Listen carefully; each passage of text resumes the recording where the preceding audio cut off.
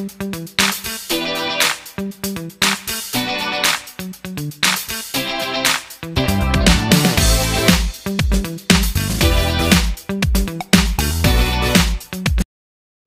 Morning all student. आज हम मौलाना अबुल कलाम आज़ाद पर, उनकी तर्ज तहरीर पर चर्चा करेंगे। आज का हमारा टॉपिक होगा हमारे सदर तालीम मौलाना अबुल कलाम आज़ाद की तर्ज तहरीर। इनकी तर्ज तहरीर को पढ़ने से पहले हम इनकी मुख्तसर सी हयात ज़िंदगी, इनकी मुख्तसर हयात पर चर्चा करेंगे। देखिए, मौलाना अबुल कलाम आज़ाद हमारे मुल्क की, हमारे अदब की ऐसी अजीम हस्ती हैं जिन्हें कभी हम फरामोश नहीं कर पाएंगे। यानी वो हमेशा अमर रहने वाली, हमेशा जिंदा जावेद रहने वाली हस्ती है। उनकी जो कारनामे उन्होंने अपनी हयात, अपनी ज़िंदगी में अंजाम दिए, उन कारनामों को हम कभी भुला नहीं पाएंगे। देखिए, मौलाना अबुल कलाम आज़ाद, इनका असल नाम अबुल कलाम मुहीउद्दीन अहमद आज़ाद था। इनको इनके वालिद फिरोज बख्त के नाम से पुकारते थे।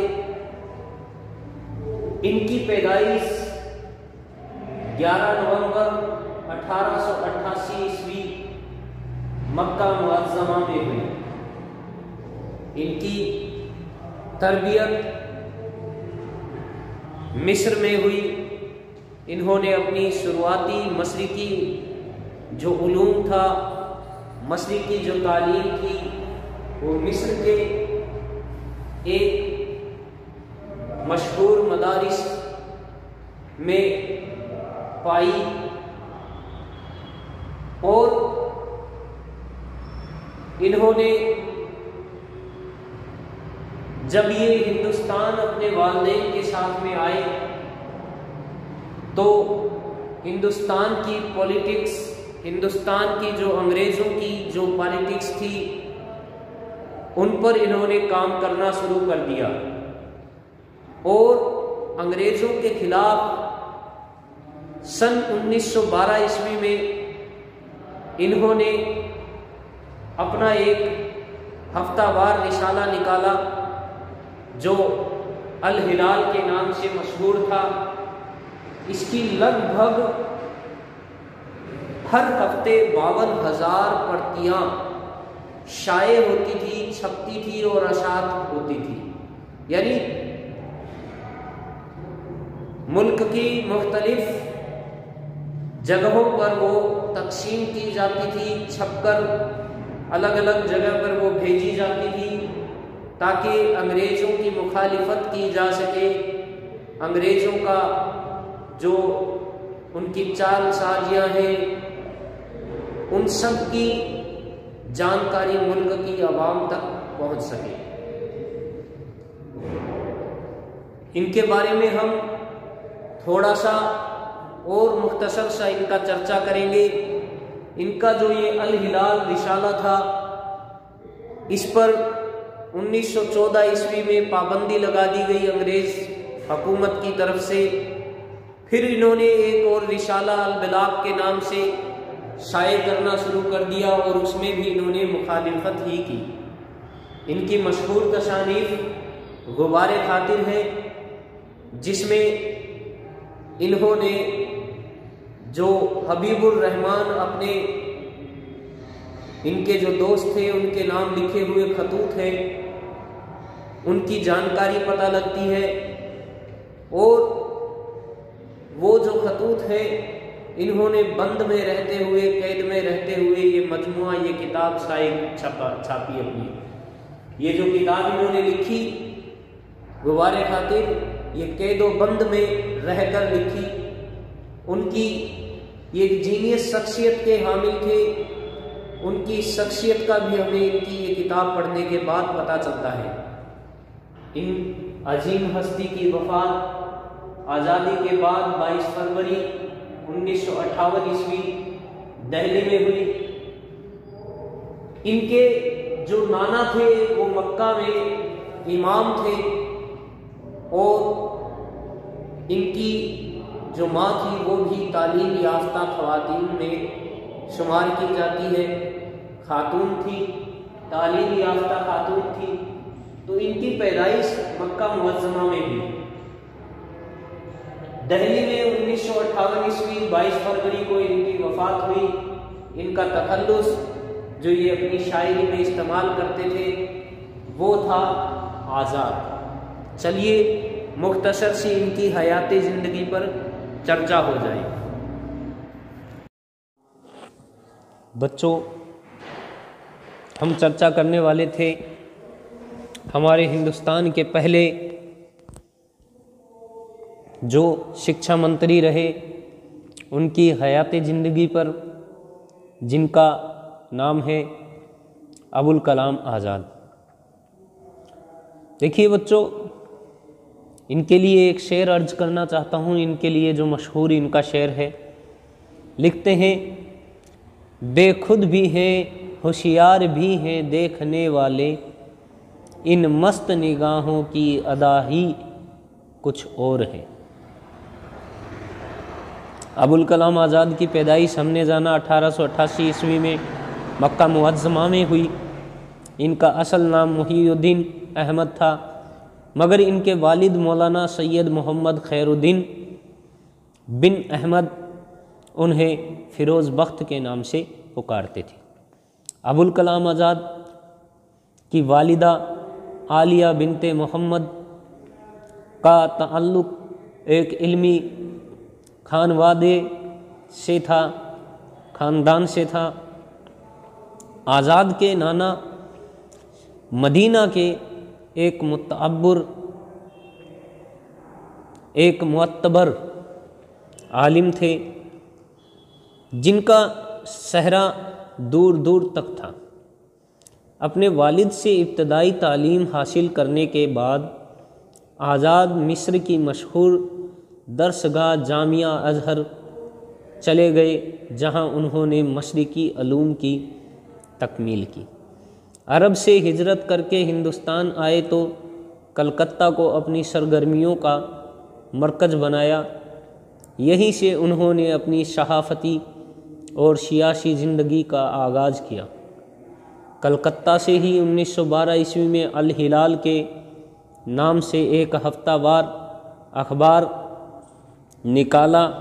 یہ پہلا باتصویر سیاسی اخبار تھا اور اس کی تعداد اشاعت تقریباً 52,000 تھی۔ اس اخبار میں انگریزوں کی پالیسیوں کے خلاف مضامین شائع ہوتے تھے، اس لیے انگریز حکومت نے 1914 عیسوی میں اس اخبار پر پابندی لگا دی۔ اس کے بعد مولانا نے البلاغ کے نام سے دوسرا اخبار جاری کیا۔ یہ اخبار بھی آزاد کی انگریز مخالفت پالیسی کا گامزن رہا۔ مولانا آزاد کا مقصد جہاں انگریزوں کی مخالفت تھا، وہیں قومی ہم آہنگی اور ہندو و مسلم اتحاد پر ان کا پورا زور تھا۔ انہوں نے اپنے اخبارات کے ذریعے قومی وطنی جذبات کو بیدار کرنے کی کوشش کی۔ مولانا ابوالکلام آزاد نے پیغام اور لسان الصدیق جیسے اخبارات و رسائل بھی شائع کیے، اور مختلف اخبارات سے بھی ان کی وابستگی رہی، جن میں وکیل اور امرتسر قابل ذکر ہیں۔ مولانا ابوالکلام آزاد سیاسی محاذ پر بھی سرگرم رہے۔ انہوں نے تحریک عدم تعاون، ہندوستان چھوڑو اور خلافت تحریک میں بھی حصہ لیا۔ مہاتما گاندھی، ڈاکٹر مختار احمد انصاری، حکیم اجمل خاں اور علی برادران کے ساتھ ان کے بہت اچھے مراشم رہے۔ گاندھی جی کے فلسفہ عدم تشدد سے وہ بہت متاثر تھے۔ گاندھی جی کی قیادت پر انہیں پورا اعتماد تھا۔ گاندھی کے افکار و نظریات کی تشہیر کے لیے انہوں نے پورے ملک کا دورہ کیا۔ مولانا آزاد ایک اہم قومی لیڈر کی حیثیت سے ابھرے۔ وہ کانگریس پارٹی کے صدر بھی رہے۔ تحریک آزادی کے دوران انہیں جیل کی مشقتیں بھی سہنی پڑیں۔ اس موقع پر ان کی شریک حیات زلیخا بیگم نے بھی ان کا بہت ساتھ دیا۔ زلیخا بیگم بھی آزادی کی جنگ میں مولانا آزاد کے شانہ بشانہ رہیں، اس لیے ان کا شمار بھی آزادی کی جان باز خواتین میں ہوتا ہے۔ ہندوستان کی آزادی کے بعد مولانا آزاد ملک کے وزیر تعلیم بنائے گئے۔ انہوں نے وزیر تعلیم کی حیثیت سے بہت اہم کارنامے انجام دیے۔ یونیورسٹی گرانٹ کمیشن اور دیگر تکنیکی، تحقیقی اور ثقافتی ادارے انہی کی دین ہیں۔ مولانا آزاد صرف ایک سیاست داں نہیں بلکہ ایک صاحب طرز ادیب، بہترین صحافی اور مفسر بھی تھے۔ انہوں نے شاعری بھی کی، انشائیے بھی لکھے، سائنسی مضامین بھی تحریر کیے، علمی و تحقیقی مقالات بھی لکھے، قرآن کی تفسیر بھی لکھی۔ غبار خاطر تذکرہ ترجمان القرآن ان کی اہم تصانیف ہیں۔ غبار خاطر ان کی وہ کتاب ہے جو قلعہ احمد نگر میں قید کے دوران لکھی گئی۔ اس میں وہ سارے خطوط شامل ہیں جو انہوں نے مولانا حبیب الرحمن خان شیروانی کے نام تحریر کیے تھے۔ اسے مالک رام جیسے محقق نے مرتب کیا ہے اور یہ کتاب ساہتیہ اکادمی سے شائع ہوئی ہے۔ یہ مولانا آزاد کی زندگی کے حالات اور ان کے کوائف جاننے کے لیے بہترین ماخذ ہے۔ مولانا آزاد اپنے عہد کے نہایت جینیس شخص تھے جس کا اعتراف پوری علمی دنیا کو ہے، اور اسی ذہانت، لیاقت اور مجموعی خدمات کے اعتراف میں انہیں بھارت رتن سے نوازا گیا تھا۔ مولانا آزاد کا انتقال 22 فروری 1958 عیسوی کو ہوا۔ ان کا مزار اردو بازار جامع مسجد دہلی کے احاطہ میں دفن ہے۔ یعنی ان کا مزار کہاں پر ہے؟ جامع مسجد دہلی کے احاطے میں۔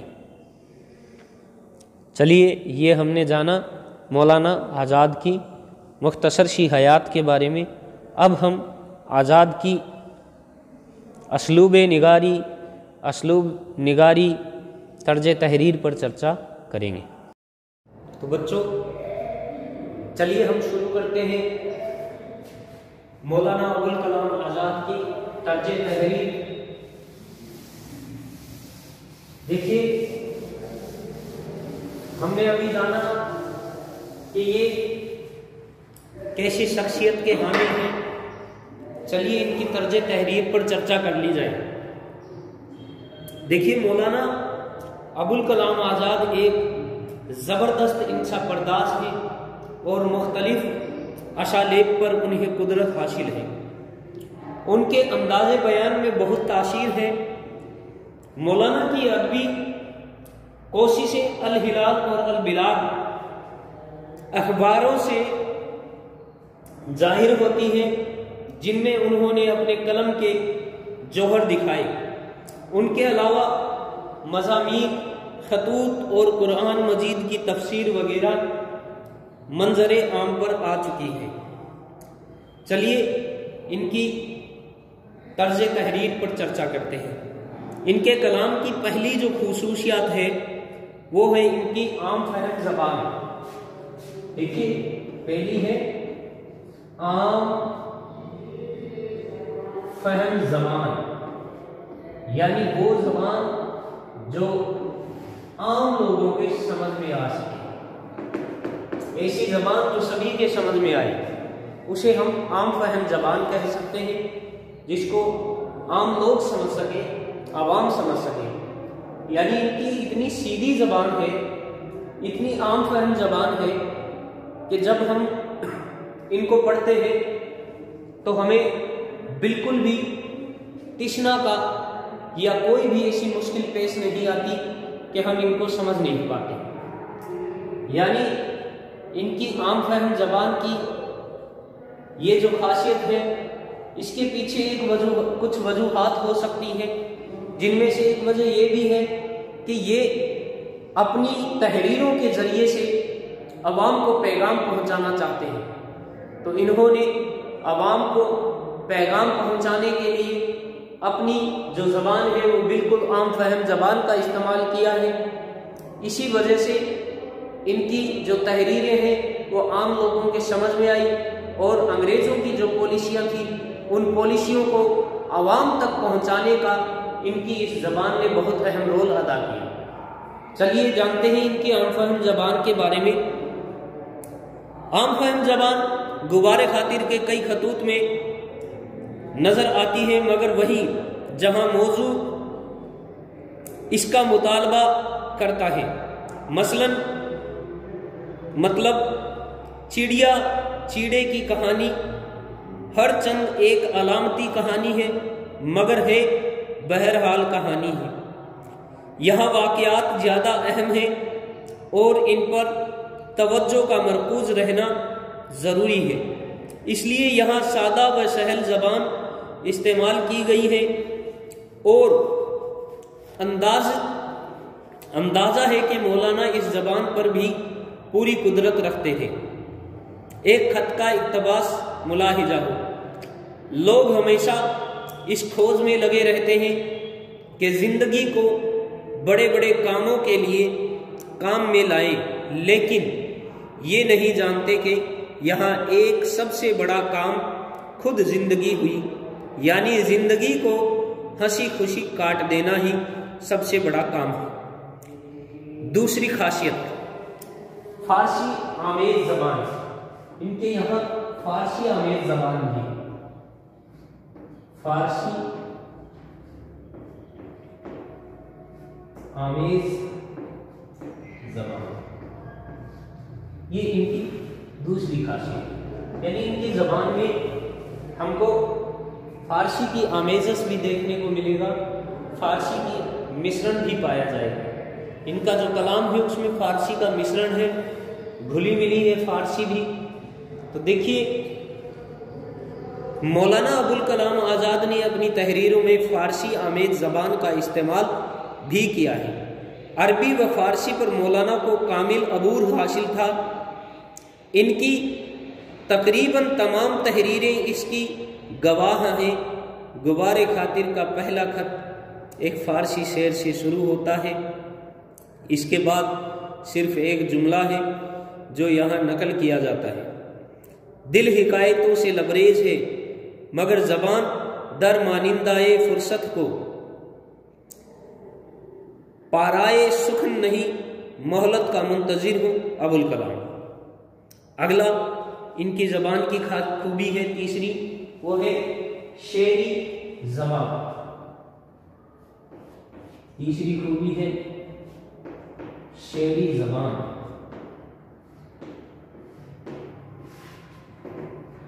چلیے ان کی شعری زبان پر چرچا کرتے ہیں۔ شعری زبان کا مطلب کیا ہے جانتے ہیں۔ دیکھیے، شعری زبان ابوالکلام آزاد کی تحریروں کا وصف خاص ہے۔ یہی وجہ ہے کہ غبار خاطر کے جملوں کو پڑھ کر قاری کے منہ سے اس طرح بے ساختہ داد نکلتی ہے جیسے غزل کے شعر سن کر ہی نکل سکتی ہے۔ یعنی اپنی نثری جو تحریر ہے اس میں بھی اس طرح کی عبارت آرائی کرتے ہیں، اس طرح کی تحریر یہ لکھتے ہیں کہ جیسے مطلب شعر کہہ رہے ہوں۔ تو ان کی زبان میں شعروں کی طرح، شاعری کی طرح پھول بکھرتے ہوئے ان کی زبان سے نظر آتے ہیں۔ لکھتے ہیں، کبھی ایسا ہوتا ہے کہ ہم پھولوں کی سیج پر لوٹتے ہیں اور راحت نہیں پاتے، کبھی ایسا ہوتا ہے کہ کانٹوں پر دوڑتے ہیں اور ہر چبھن میں راحت و سرور کی ایک دولت پاتے ہیں۔ مولانا کے شعری اسلوب کی کئی روح ہیں جو کہ ان کی تحریروں سے عیاں ہیں۔ اگلا ہے شعری وسائل، یعنی وسیلے پیش کرنا شاعری۔ چوتھا جو خوبی ہے وہ ہے شعری وسائل۔ شعری وسائل کیا چیز ہے؟ یہاں ہم چرچا کرتے ہیں شعری وسائل کی۔ دیکھیے، شعری وسائل سے مولانا خوب کام لیتے ہیں۔ کہیں تسبیح و استعارہ، کہیں مجاز و کنایا، کہیں لفظی و معنوی ثنائے ہے، تو کہیں تجسم سے مراد یہ ہے کہ کسی بے جان شے کو جاندار مان لیتے ہیں۔ ان وسائل سے نثر میں شعر کا شاہ حسن پیدا ہو جاتا ہے اور قاری اس طرح لطف اندوز ہوتا ہے جیسے وہ کوئی شعر پڑھ رہا ہو۔ اس کی مثال یہ ہے، میری پچھلی زندگی مجھے قید خانے کے دروازے تک پہنچا کر واپس چلی گئی۔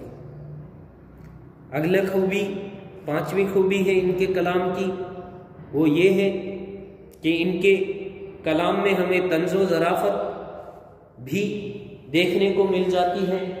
تو ان کی جو اگلی خوبی ہے وہ ہے طنز و ظرافت۔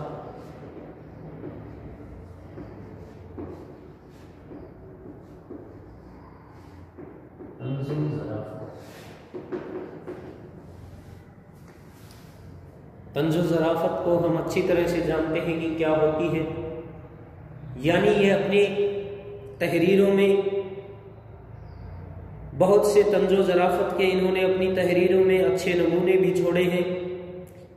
ان کی تحریروں میں ہمیں طنز و ظرافت کے بہترین نمونے دیکھنے کو مل جاتے ہیں۔ مولانا کے مزاج میں انانیت اور خود پسندی نے ایسی عبارتوں کو جنم دیا کہ ہمیشہ عقل مند آدمی اکا دکا ہوگا، بھیڑ بیوقوفوں کی ہی رہے گی۔ یعنی یہ کہتے ہیں کہ ہمیشہ عقل مند آدمی تو اکا دکا ہی ہوتا ہے، بھیڑ تو ہمیشہ بیوقوفوں کی ہی ہوتی ہے۔ یعنی یہ تانا دے رہے ہیں، طنز دے رہے ہیں۔ ظرافت سے بھرپور مولانا کا وہ خط ہے جس میں باورچی کی تلاش کا ذکر ہے۔ اگلی ان کی خوبی ہے مقصدیت۔ ان کی جو خوبی ہے وہ ہے مقصدیت۔ دیکھیے، کوئی بھی فنکار، کوئی بھی ادیب اپنی تحریروں کو لکھتا ہے۔ اب یہ تو ایسے فنکار، ایسے ادیب ہیں جن کے یہاں بہترین مقصدیت کے نمونے دیکھنے کو ملیں گے۔ دیکھیے، ہم جانتے ہیں کہ اردو نثر میں مدعا نگاری کی شروعات سر سید احمد خان کے یہاں سے ہوتی ہے۔ یعنی وہ اس زبان کو، ہماری زبان اردو کو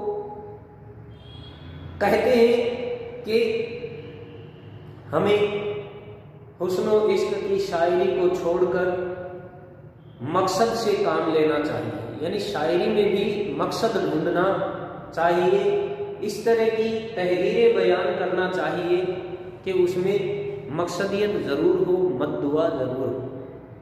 یعنی ہمارے بڑے سے بڑے مقصد ہم اپنی تحریروں کے ذریعے پورا کر سکتے ہیں، تو لگ بھگ اس زمانے کے سبھی جو آنے والے ادیب گزرے انہوں نے اپنی تحریروں میں مقصدیت کو اہم رول دیا۔ دیکھیے مولانا ابوالکلام آزاد کے یہاں بھی مقصدیت کا ہمیں جو مقصدیت ہے اس کی شکل دیکھنے کو مل جائے گی، اس کو بھی ہم ان کی تحریروں میں پا سکتے ہیں۔ مولانا ادب میں مقصدیت کے قائل تھے، انہوں نے اپنی صحافتی زندگی میں جتنے مضامین لکھے وہ زبردست مقصدیت لیے ہوئے ہیں، یعنی انہوں نے اپنے جو صحافتی زندگی میں جیسے البلاد الہلال لکھے، ہم جانتے ہیں کہ عوام تک انہوں نے اپنے ان رسالوں کے ذریعے پیغام پہنچائے۔ انگریزوں کی جو پالیسیاں تھیں، ان کی جو پولیٹکس تھی، ان سب کو عوام تک انہوں نے اپنے ان اخباروں، اپنی صحافتی زندگی میں جو انہوں نے کارگزاریوں کو انجام دیا ان کے ذریعے پہنچایا۔ اگلا ہے انفرادیت بھی ان کی ایک خوبی ہے۔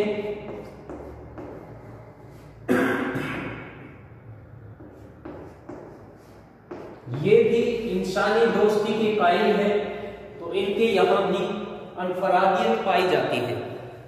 دیکھیے انفرادیت مولانا کے مزاج میں داخل رہی، روش عام سے ہٹ کر چلنا ساری زندگی ان کا معمول رہا۔ ایک خط میں یعنی یہ انفرادیت رکھتے ہیں، اور اپنے انہوں نے جو رواج ہے جو اردو ادب میں چلا آ رہا تھا، اس رواج سے ہٹ کر دوسری راہ پر چلے، جس راہ پر اور ادیب چل رہے تھے ان سے ہٹ کر ان کو بھی چلنا پسند آیا۔ ساری دنیا میں الٹی چال میرے حصے میں آئی۔ اگلی ان کی خوبی ہے وہ ہے انانیت۔ جانتے ہیں کہ ایسی انانیت پسندی رکھتے ہیں، تو ان کے پاس ہمیں انانیت بھی دیکھنے کو مل جائے گی، یہ بھی ان کے کلام کی ایک خوبی ہے۔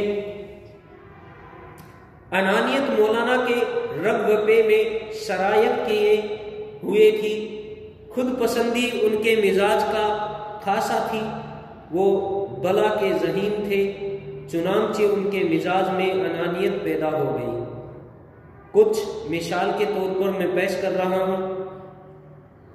سول سرجن ہر شخص کا سینہ ٹھوک بجا کے دیکھتا رہا، یعنی سول سرجن سے مراد ہے وہاں پر چیکنگ چل رہی ہے، وہاں پر چیک اپ ہو رہا ہے جیل میں، اس کے بارے میں بتا رہے سرجن کے بارے میں کہ کیا آواز نکلتی ہے، معلوم ہوا پھیپھڑوں کی حالت معلوم کرنی چاہتا تھا یا دلوں کی۔ مجھ سے بھی معائنے کی درخواست کی، میں نے کہا میرا سینہ دیکھنا بے سود ہے، کوئی فائدہ نہیں ہوگا، اگر دماغ کے دیکھنے کا کوئی آلہ کوئی ہتھیار ساتھ ہے تو کام میں لائیے۔ اگلی خوبی ہے فکر و فلسفہ۔ نویں جو ان کی خوبی ہے وہ ہے فکر و فلسفہ۔